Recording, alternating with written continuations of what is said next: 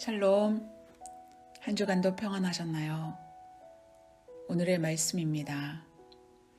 여호와를 경외하는 것이 지식의 근본이거늘 미련한 자는 지혜와 훈계를 멸시하느니라. 잠언 1장 7절 말씀. 코로나19가 오랜 기간 지속되고 온라인으로 예배를 드리면서 많은 부모님들이 고민이 커지셨을 것입니다. 온라인 예배가 익숙해지기도 하고 하나님을 예배할 때 온 전심과 정성을 다하고 있는 모습이 있는가 고민이 되기도 합니다. 내 자녀들이 이 시기 하나님을 어떻게 경험하고 있는가? 어느 한 부모님이 자녀들이 걱정되어 한 이야기를 듣게 되었습니다. 한동안 교회가 오픈이 안 되어 인터넷 예배를 드리다가 교회가 오픈이 되어 이제 가자고 하니까 꼭 교회를 가야 하냐고 물었다는 이야기입니다. 이 시기를 보내면서 우리의 다음 세대가 하나님을 모르는 다른 세대가 될 것에 대해 우리는 염려가 됩니다. 코로나는 계속 부모가 자녀들에게 믿음을 올바로 전수하고 있는가 도전하고 있다고 생각합니다. 부모로서 자녀를 성공하고 훌륭하게 키우고 싶은 것은 당연한 마음입니다. 성경이 말하는 자녀의 성공은 세상이 말하는 성공과 다릅니다.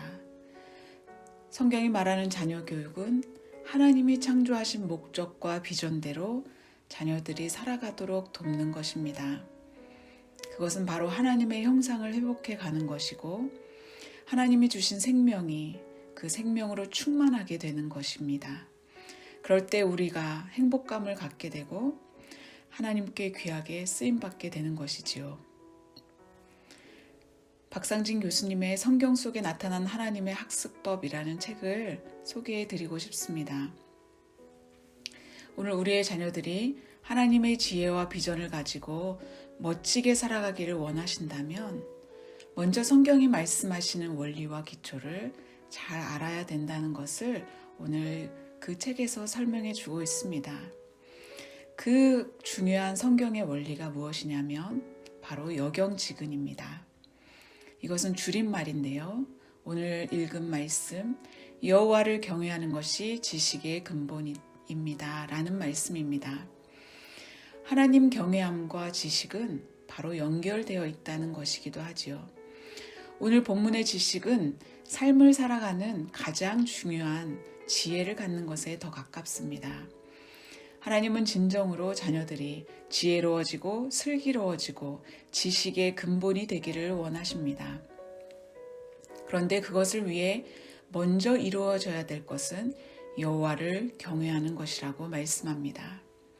우리는 이 사실을 놓쳐서는 안 됩니다.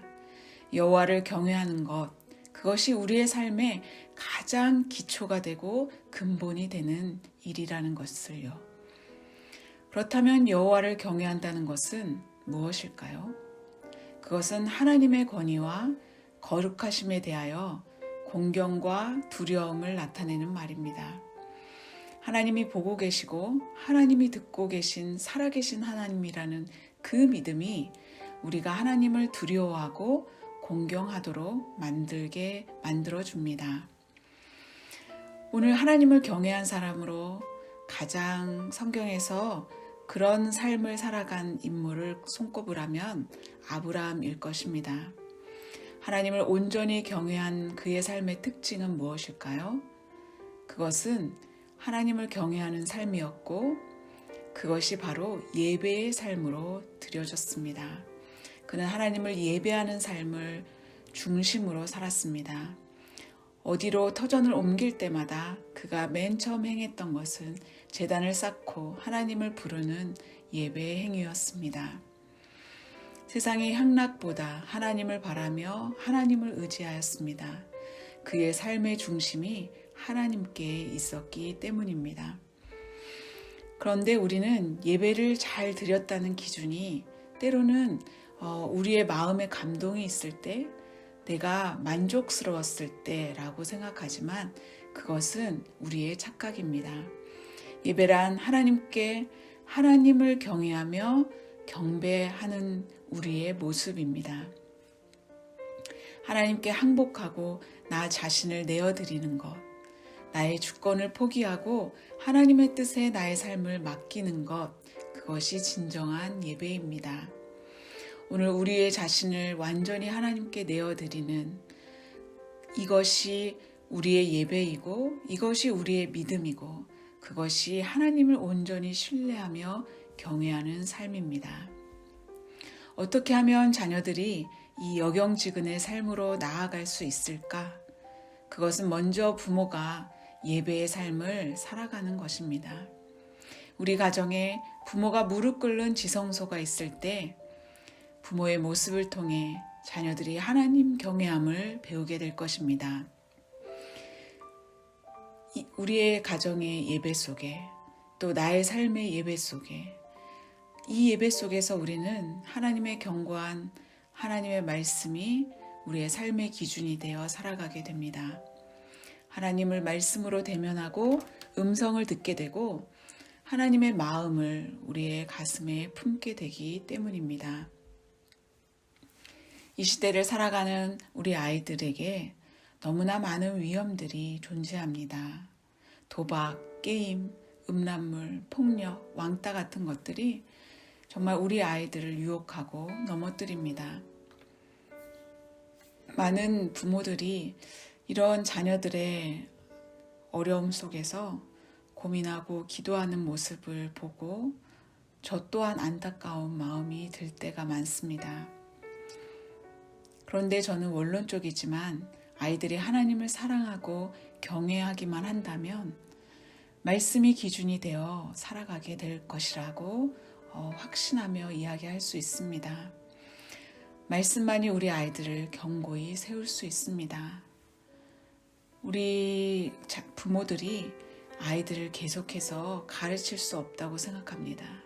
그런데 이 말씀이 우리 아이들의 마음속에 나침반이 되어 사무엘처럼 다니엘처럼 뜻을 정하여 세상의 유혹에 흔들림 없이 살아가게 만들 것이기 때문입니다.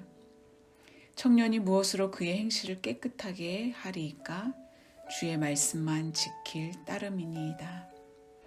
주의 말씀은 내 발의 등이요 내 길의 빛이니이다. 말씀이 아이들의 삶을 조명하고 하나님의 뜻대로 자신을 지키도록 할 것이기 때문입니다. 하나님을 경외함으로 예배를 회복하는 일에 부모인 우리가 먼저 힘써야 합니다. 자녀들은 부모의 이미지를 통해 하나님을 상상합니다.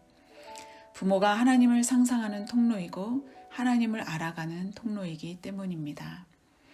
우리가 하나님을 경외하며 무릎 꿇는 모습에서 먼저 자녀 교육이 이루어지기 때문입니다. 부지런히 이 일에 힘쓰십시오. 그리고 오늘 먼저 역영지근의 삶을 우리가 회복하며 우리의 자녀가 하나님을 경외하는 삶으로 나아가며 혼란하고 어두운 이 시대 속에서 하나님의 거룩하고 지혜롭고 존귀한 자녀의 삶을 살아가게 되기를 소망해 봅니다. 함께 드리는 기도입니다. 하나님, 우리의 자녀들이 하나님 모르는 다른 세대 되지 않도록 지켜주시옵소서. 악한 것의 유혹에서 지켜주시옵소서. 부모인 우리가 먼저 하나님을 경외하고 신뢰하며 온전히 나의 삶을 내어드리는 예배드리는 삶에 성공하게 하시고 무릎으로 기도하며 하나님을 경외하고 찾는 것이 우선이 되게 하셔서 우리의 자녀들에게 하나님을 전하고 만나게 하는 통로가 되게 하여 주시옵소서.